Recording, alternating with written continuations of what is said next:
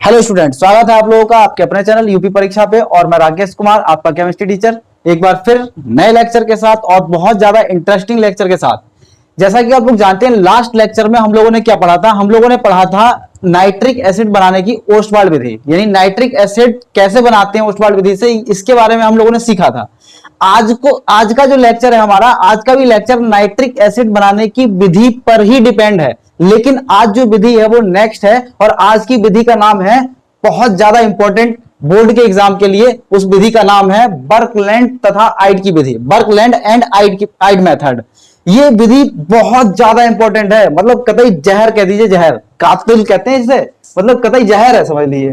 ठीक है, बर्कलैंड and eyed method, या फिर इसको एक नाम से और जानते हैं, आर्क मेथड। तो आर्क विधि भी कहते हैं इसको कुछ लोग, और इसका कुछ जो है फेमस, इसका नाम जो है बर्कलैंड एंड आइड मेथड। ठीक है, ये बहुत ज्यादा ओल्ड मेथड है, अब तो जनरली इससे नहीं बनाते हैं। इसके रीजन है कुछ कि इस विधि से क्यों नहीं बनाया जाता है। ये पहले स्टार्टिंग में इसी विधि से नाइट्रिक एसिड बनाने का प्रोसेस जो था वो ज्यादा प्रचलन था, लेकिन अब जो है इस विधि से नहीं बनाते हैं। अब मॉडर्न जो है, मॉडर्न कौन सा? ओस्टवाल्ड विधि, जो कि मैंने लास्ट लेक्चर में आप लोगों को कराया है। अगर आप लोगों ने नहीं देखा तो ओस्टवाल्ड विधि जाके जो है, इससे लास्ट लेक्चर जो आप देख सकते हैं, डिस्क्रिप्शन बॉक्स में लिंक डाल दूंगा, उसमें आप लोग देख लेना। ठीक है, तो स्टार्ट करते हैं कि नाइट्रिक एसिड बर्कलैंड तथा आइड विधि से हम कैसे बनाएंगे। ठीक, तो इसमें क्या है सबसे इंपॉर्टेंट, जैसे हम लोग कल जानते हैं कि कल का जो हमारा था चित्र, उस चित्र को याद करना बहुत ज्यादा इंपॉर्टेंट है। तो चित्र याद करने के लिए मैंने आपको ट्रिक बताई थी। ट्रिक क्या थी?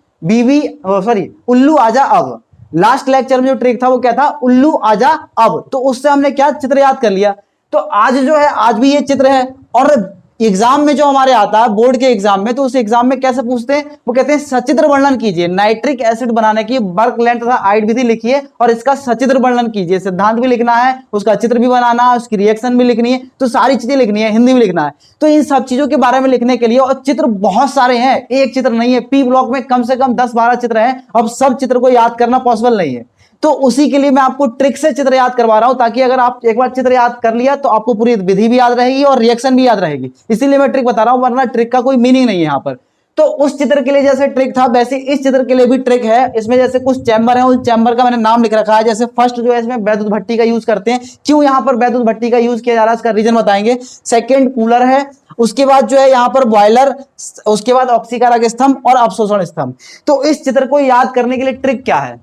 जैसे कल के चित्र के लिए याद करने के लिए ट्रिक जो था वो क्या था? उल्लू आजा अब। कल हमने उल्लू को बुलाया था, और आज किसको बुलाएंगे? आज हम बुलाएंगे बीबी को, यानी बीबी आजा अब। बीबी आजा अब का मीनिंग क्या आप समझिए। जैसे मैं ट्रिक बता रहा हूं, क्या? बीबी आजा अब। जैसे लास्ट लेक्चर में आप लोगों ने देखा था, क्या था? उल्लू आजा अब। और आज की ट्रिक जो है हमारी क्या है? बीबी आजा अब। और बीबी आजा अब का मीनिंग क्या है? और या फिर आपको इस चित्र को याद करने की एक ट्रिक और बन सकती है, बीबी कूल आब। ये ज्यादा अच्छा है, बीबी कूल आब। लेकिन बीबी कूल आब का मतलब जो है ना, इसमें थोड़ा सा गड़बड़ हो जाएगा, तो मैं ऐसे बता रहा हूं, बीबी आजा अब। और ये याद रखना, बीबी के बीच में कूलर लगा देते हैं, बीबी के बीच में कूलर लगा देते हैं। अगर आप ऐसे याद रखेंगे कि बीबी कूल अब, तो उसका मतलब भी यही है, कूल का मतलब है कूलर। ठीक, तो बीबी आजा अब, और बीबी के बीच में क्या लगाना है? कूलर लगाना है। अब कहेंगे इसका मीनिंग क्या है, मतलब क्या है? बीबी आजा अब का मीनिंग क्या है? जैसे उल्लू आजा अब का मतलब मैंने समझाया था, वैसे ही बीबी आजा अब का मतलब क्या है ये बताता हूं। पहले मैं आपको चित्र याद करा दे रहा हूं। चित्र याद कराने के बाद आपको मैं इसका पूरा जो है सिद्धांत, प्रिंसिपल, जो भी चीजें हैं वो सबके बारे में बात करेंगे। रिएक्शन भी हम देखेंगे कि रिएक्शन इसमें कैसे कराएंगे और किस किस की रिएक्शन करानी है। ठीक, कौन से रिएक्टेंट की रिक्वायरमेंट है। तो इसमें जो पहला वर्ड है बी का मतलब मैंने यहां पे लिख रखा है, पहला क्या है? वैद्युत भट्टी। और वैद्युत भट्टी का अगर इंग्लिश में लिखना चाहे तो मान लीजिए ये भट्टी जो लिखेंगे तो बी से ही लिखेंगे, तो इसलिए मैंने यहां पे बी बना दिया। ठीक, तो इसका मतलब है, बी का मतलब वैद्युत भट्टी। सेकंड है कूलर, यानी बीबी के बीच में क्या लगाना है? कूलर, यानी बीबी। और फिर दूसरा बी जो है, इस बी का मतलब क्या है? बॉयलर। तो बॉयलर का फर्स्ट अल्फाबेट क्या है? बी। तो बी और बीबी के बीच में क्या लगाना है? कूलर। तो बीबी के बीच में हमने क्या लगा दिया? यहां पर कूलर लगा दिया। तो ये बीबी के बीच में कूलर है। ठीक है, बी और बीबी के बीच में क्या आ गया? कूलर आ गया। तो हमें पहला याद हो गया वैद्युत भट्टी, दूसरा कूलर और तीसरा बॉयलर। उसके बाद क्या है? आजा अब। आजा अब का मतलब क्या है? आ का मतलब ऑक्सीकारक स्तंभ, और अब का मतलब कल भी समझाया था आपको, कल भी, कि अब का मतलब क्या है? अवशोषण स्तंभ। तो चित्र हमें याद हो गया। चित्र कैसे याद हुआ? वैद्युत भट्टी, कूलर, बॉयलर, ऑक्सीकारक स्तंभ, अवशोषण स्तंभ। अगर आपने चित्र याद कर लिया तो चित्र याद करने के बाद समझ लिए 90% काम जो है ना हमारा हो गया। 90% काम हमने कंप्लीट कर लिया, क्योंकि मेन चित्र है, चित्र बनाने में बहुत टाइम लगता है। तो अगर आपको ये ट्रिक याद होगा ना, चित्र सेकंडों में आप बनाएंगे। सेकंडों में कैसे? बोले अच्छा बर्क लेंथ तथा हाइट की विधि, बोले बीबी आजा अब, बोले ओस्टवाइल्ड विधि, उल्लू आजा अब। तो एक में उल्लू को बुलाना है, एक में बीबी को बुलाना है। आपको दोनों के बारे में पता है, बीबी और उल्लू में क्या समानता या फिर क्या असमानता है वो आप सब जानते हैं, ठीक है। तो बीबी कूल अब कह सकते हो आप, या फिर बीबी आजा अब, दोनों का मीनिंग मैंने बता दिया है। यहां पर जो चित्र है, चित्र याद हो गया। अब चित्र याद करने के बाद जो आगे की प्रोसेस है वो ज्यादा इंपॉर्टेंट है। चित्र याद करना था, हमने कर लिया, हमने कहा 90% काम हो गया, लेकिन 10% जो काम है ना, नंबर उसके ज्यादा है। अगर 5 मार्क्स में क्वेश्चन आता है तो 1 नंबर अगर चित्र का है तो 2 नंबर रिएक्शन के और 1 नंबर हिंदी का है, मिला के मतलब टोटल 5 नंबर का होगा। तो आपको जो है ना रिएक्शन याद करनी है, और रिएक्शन याद करने के लिए अगर इसमें हम बात करें तो इसमें सबसे पहले हम काम क्या करते हैं वो काम देखिए। वैद्युत भट्टी जो है ना, यहां पर वैद्युत भट्टी की जरूरत क्यों पड़ी? वैद्युत भट्टी की जरूरत इसलिए पड़ी क्योंकि यहां जो N2 और O2, इसमें हम क्या करते हैं, वैद्युत भट्टी में, वैद्युत भट्टी यानी यहां पर टेम्परेचर हाई चाहिए, बहुत ज्यादा हाई टेम्परेचर चाहिए। हाई टेम्परेचर प्रोड्यूस करना, उत्पन्न करना नॉर्मल भट्टी का काम नहीं है, इसलिए यहां पर वैद्युत भट्टी का यूज हुआ है और वैद्युत भट्टी इसीलिए लिया है। हम क्या करते हैं इसमें वैद्युत भट्टी में N2 और O2 को प्रवाहित करते हैं नीचे से, यानी N2 और O2 को डालते हैं, यहां पर N2 और O2 को डालते हैं। और इस भट्टी का ताप जो होता है वो 3500 डिग्री सेंटीग्रेड के आसपास होता है, लगभग 3000 डिग्री सेंटीग्रेड होता है। कितना होता है? लगभग 3000 डिग्री सेंटीग्रेड यहां का टेम्परेचर, ठीक है। अब यहां पर आर्क है, मतलब ये चिंगारी के कुछ 2 इलेक्ट्रोड लगा दिए, एक एनोड एक कैथोड। जैसी चिंगारी मतलब स्विच ऑन करेंगे तो इनके बीच में स्पार्किंग होगी, और स्पार्किंग होगी तो यहाँ पे चिंगारी होगा, जिसकी वजह से इस कक्ष का ताप जो है कितना हो जाता है? 3500। इसी के लिए चिंगारी उत्पन्न होने की वजह से इसको आर्क मेथड कहते हैं हम, आर्क मेथड, ठीक है। तो यहां पर आर्क उत्पन्न होती है। जब N2 और O2 को इसके अंदर डालते हैं तो एक रिएक्शन होगी। N2 और O2 को जब इसके अंदर डालेंगे ना हम वैद्युत भट्टी में, तो N2 और O2 आपस में रिएक्ट करके बनाते हैं नाइट्रिक ऑक्साइड गैस। जैसा कि आपको पता है, कल अमोनिया और हवा की जब हम क्रिया करा रहे थे, तो अमोनिया और हवा आपस में रिएक्ट करके क्या बनाते हैं? अमोनिया और हवा आपस में रिएक्ट करके NO बना रहे थे। लेकिन आज N2 और O2 की जब रिएक्शन कराएंगे तो ये रिएक्शन जब होती है तो नाइट्रिक ऑक्साइड गैस बनेगी, यहां पर नाइट्रिक ऑक्साइड गैस। और ये रिएक्शन जो है ना रिवर्सिबल है, रिवर्सिबल रिएक्शन है, दोनों तरफ चलती है। और इस रिएक्शन में खास बात यह है 43,200 कैलोरी एनर्जी रिलीज होती है, मतलब एब्जॉर्ब होती है। इसका मतलब क्या है? इसका मतलब है ये रिएक्शन है एंडोथर्मिक। एंडोथर्मिक का मतलब है उष्मा शोषी। इसका मतलब इस रिएक्शन के लिए टेम्परेचर की ज्यादा रिक्वायरमेंट है। ज्यादा टेम्परेचर देंगे तो रिएक्शन होगी, वरना रिएक्शन नहीं होगी। 2 से मल्टीप्लाई कर दो, रिएक्शन बैलेंस। ये उष्मा शोषी रिएक्शन है। वो वाली कौन सी थी? उष्मा क्षेपी रिएक्शन। इसीलिए वहां पर टेम्परेचर कम रिक्वायरमेंट था, टेम्परेचर का हमने 800 डिग्री सेंटीग्रेड लिया था। लेकिन आज जो टेम्परेचर है वो कितना है? 3500 डिग्री सेंटीग्रेड टेम्परेचर यहां रखना होगा। इसका रीजन क्या पता है? इसका रीजन है N2, क्योंकि आप जानते हैं N2 जो है नाइट्रोजन डाइऑक्साइड जो गैस है वो कैसी इनर्ट गैस की तरह काम करती है। नॉर्मल कंडीशन में, नॉर्मल टेम्परेचर पे ये रिएक्शन ही नहीं करेगा, कहेगा मैं रिएक्शन करूंगा ही नहीं, मुझे गर्म कर लो, तो ये रिएक्शन नहीं करता है। तो इसको रिएक्शन कराने के लिए यहां पे हाई टेम्परेचर देना पड़ा है, और हाई टेम्परेचर जब देंगे तो N2 और O2 आपस में गुल्लू गुल्लू करके क्या बना लेते हैं? नाइट्रिक ऑक्साइड गैस बना लेते हैं आपस में रिएक्ट करके। तो यहां पर नाइट्रिक ऑक्साइड गैस बनेगी। फर्स्ट स्टेप हमारा काम हो गया। फर्स्ट स्टेप यानी वैद्युत भट्टी का जो काम था वो काम यहां पे कंप्लीट हो गया। उसके बाद जब यहां से नाइट्रिक ऑक्साइड गैस बनेगी तो नाइट्रिक ऑक्साइड गैस, अब खुद सोचो इस भट्टी का ताप 3000 डिग्री सेंटीग्रेड है, और नाइट्रिक ऑक्साइड यहां पर ज्यादा देर तक अगर रहेगा तो 3000 डिग्री सेंटीग्रेड में तो वो डिकम्पोज हो जाएगा, दोबारा फिर से उधर जा सकता है, कुछ और बना लेगा या फिर। तो हम इसको क्या करते हैं, जल्दी से यहां निकाल कर इस कूलर में डाल देते हैं। और कूलर का काम क्या है? इस गैसीय मिश्रण को ठंडा करना। जो यहां पर नाइट्रिक ऑक्साइड गैस बना है ना, इस गैस को हम कहां ले जाते हैं? कूलर में। और कूलर का काम क्या है? ठंडा करना। तो जो गैसीय मिश्रण 3500 या 3000 के आसपास था, वो यहां पर जब इसको प्रवाहित करेंगे तो इसका गैसीय टेम्परेचर कितना रह जाएगा? लगभग रह जाता है 500 डिग्री सेंटीग्रेड। यानी यहां ठंडा करने का काम हुआ है। ताप जो है गैसीय मिश्रण का कितना हो जाएगा? 500 डिग्री सेंटीग्रेड। अब अभी भी टेम्परेचर ज्यादा है तो इस टेम्परेचर को और ठंडा करना है, और ठंडा करने के लिए हमने बॉयलर लगा रखे हैं। और बॉयलर का काम भी क्या होता है, ठंडा या गर्म करना। जैसी रिक्वायरमेंट होगी तो बॉयलर के अंदर वैसा ही जल भर देंगे। अगर ठंडा करना है तो ठंडा जल, और गर्म करना है तो गर्म जल। तो अभी हमें इसे टेम्परेचर को और डाउन लेके आना है। तो डाउन लाने के लिए 500 को हम जब इस बॉयलर के अंदर प्रवाहित करेंगे तो इस गैसीय मिश्रण का ताप रह जाता 50 डिग्री सेंटीग्रेड। खुद सोचो आप, 3000 से 3500 से हम कितने पे पहुंचे, यहां पर कितना है 3500। 3500 से कूलर के अंदर जब प्रवाहित किया तो कितना 500, यानी एक 3 आगे का गायब हो गया। और जब 500 को बॉयलर के अंदर प्रवाहित किया तो बॉयलर के अंदर जाने के बाद एक 0 और कम हो गया, यानी 50 डिग्री सेंटीग्रेड।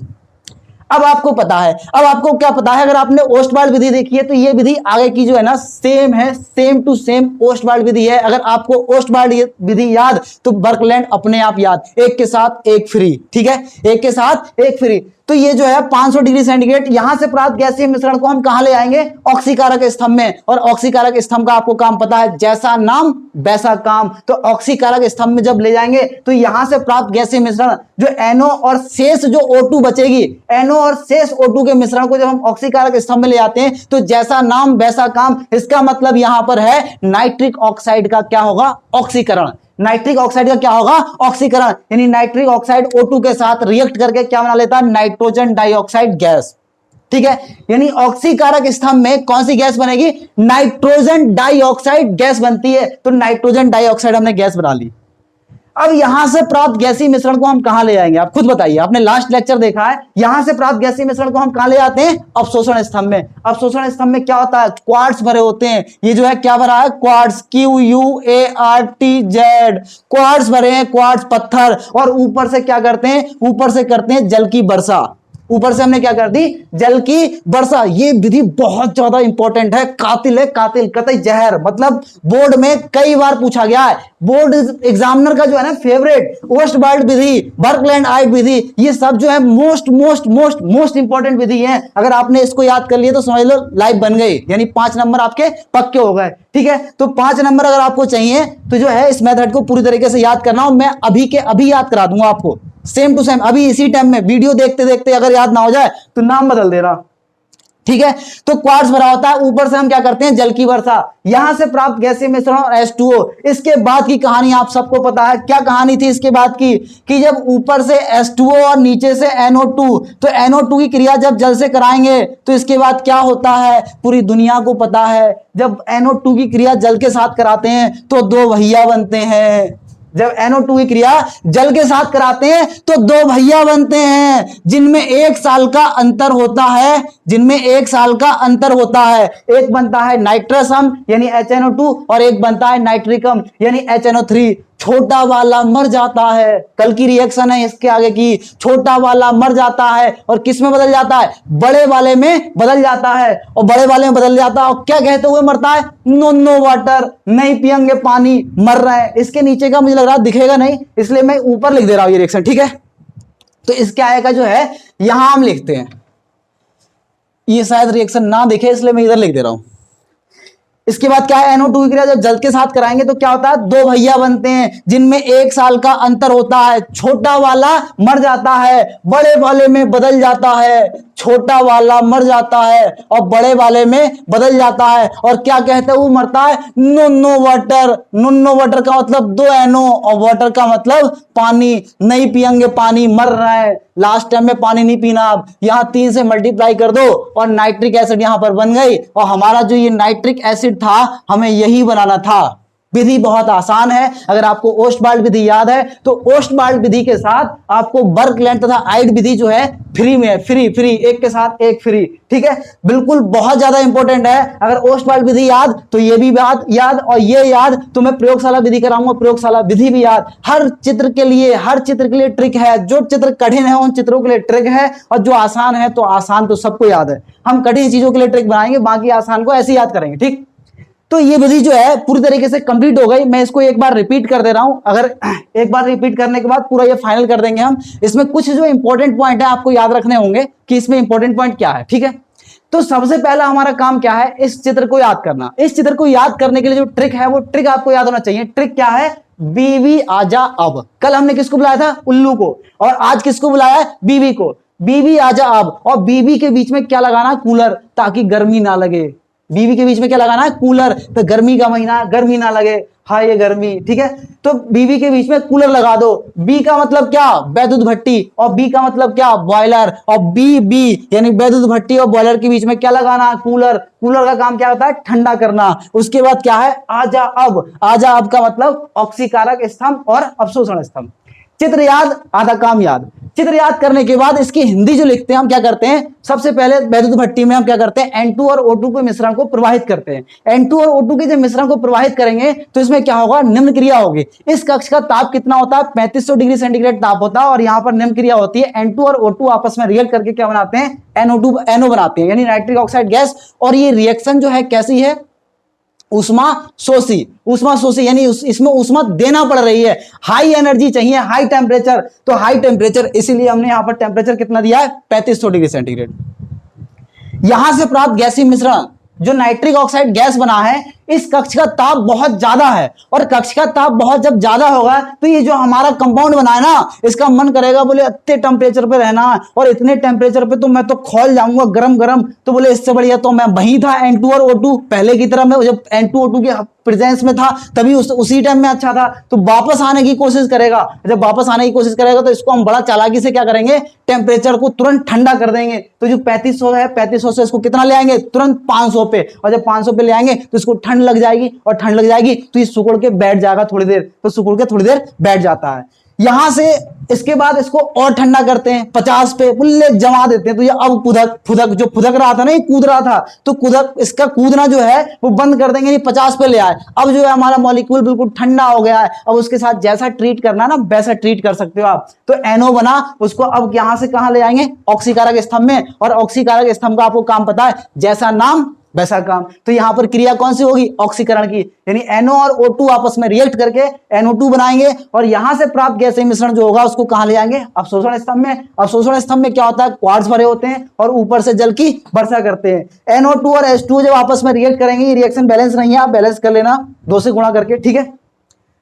जब NO2 की क्रिया H2 से कराते हैं तो 2 भैया बनते हैं, एक नाइट्रस अम्ल बनता है और एक नाइट्रिक अम्ल बनता है। ये कंपाउंड जो है बहुत ज्यादा अनस्टेबल कंपाउंड है। जब भी बनता है दुनिया में तो बेचारा तुरंत बना तुरंत मर गया, तो ये क्या होता है, मर जाता है, अनस्टेबल, अस्थायी कंपाउंड है, अस्थायी कंपाउंड। तो अस्थायी कंपाउंड होने की वजह से जैसे ही पैदा होगा ना वैसे ही मर जाएगा, जैसे ही पैदा होगा वैसे ही मर जाएगा। तो ये बहुत ज्यादा जल्दी ऑक्सीडाइज हो जाता है, और ऑक्सीडाइज होकर HNO2 जो है छोटा वाला मर जाएगा, बड़े वाले में बदल जाएगा। तो ये क्या बना लेगा, HNO3 बना लेगा, यानी नाइट्रिक एसिड बना लेता है। और क्या कहते हुए मरता है, क्या कहते हुए, नो वाटर। तो नो वाटर का मतलब क्या, नो यानी 2 बार NO और वाटर यानी पानी। और ये जो NO बना है इसको रिसाइकिल करके फिर से हम यहां से डाल सकते हैं, और दोबारा इसकी कंसंट्रेशन बार बार आप बढ़ा सकते हो। अगर मान लीजिए पहली बार में कंसंट्रेशन कम है तो ये NO को बार बार रिपीट करें और कंसंट्रेशन यहां पर HNO3 की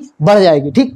तो ये विधि जो है बर्कलैंड तथा आइट विधि कंप्लीट हो गई। अगर आप लोगों ने ओस्टवाल्ड विधि देखी होगी तो ये जो है बर्कलैंड और आइट विधि सेम टू सेम है, बस चित्र का अंतर है और एक रिएक्शन का अंतर है। उसमें अमोनिया और हवा लेते हैं और यहाँ पर N2 और O2 लेते हैं, N2 और O2, और N2 O2 को जो लेते हैं तो उसमें वैद्युत भट्टी प्रवाहित करते हैं, ठीक है। और वहां पर आर्क लगा, चिंगारी उत्पन्न करने के लिए एक इलेक्ट्रोड लगा दिया गया जिससे ताप टेम्परेचर वहां पे क्रिएट होगा। तो ये विधि पूरी तरीके से कंप्लीट हो गई। उसके बाद आगे जो हम पढ़ेंगे नेक्स्ट विधि, वो क्या है, प्रयोगशाला विधि। तो अगली विधि जो है प्रयोगशाला विधि, और इंतजार करें कि उसमें ट्रिक क्या है। इसके पहले का ट्रिक पता चल गया, दूसरे का ट्रिक पता चल गया, अब तीसरा जो है उसका ट्रिक क्या होगा। तो उसके ट्रिक को देखने के लिए आपको नेक्स्ट वीडियो देखना पड़ेगी, कौन सी, प्रयोगशाला विधि, नाइट्रिक अम्ल बनाने की प्रयोगशाला विधि। तो हम पढ़ेंगे नेक्स्ट लेक्चर में। आज के लिए इतना काफी है, ठीक है।